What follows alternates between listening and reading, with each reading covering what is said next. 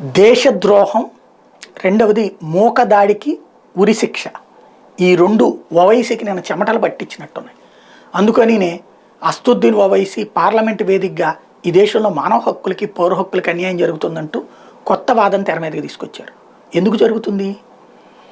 ఈ దేశాన్ని ముక్కలు చేస్తాం, ఏం కాశ్మీర్ ముక్కలైతే తప్పేంటి, అస్సాం ముక్కలైతే తప్పేంటి, చైనా వాడు తీసుకుంటే తప్పేంటి అనేవాడిని ఇకపైన సహించరు, దేశద్రోహం కేసు పెడతారు.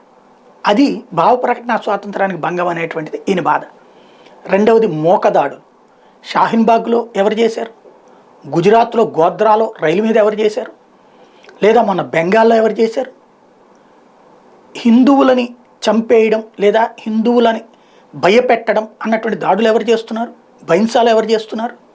ఇట్లాంటి సంఘటనలు ఇకపైన ఉరిశిక్షార్హమైనటువంటి కేసులు అవుతాయి. ఇట్లాంటి వాటిట్లలో కాపాడడానికి కుదరదు. కాబట్టి హిందూ సమాజాన్ని భయపెట్టేటటువంటి శక్తులని కంట్రోల్ చేసే చట్టం తేవడం కూడా ఆయన భయపెడుతున్నట్టుంది.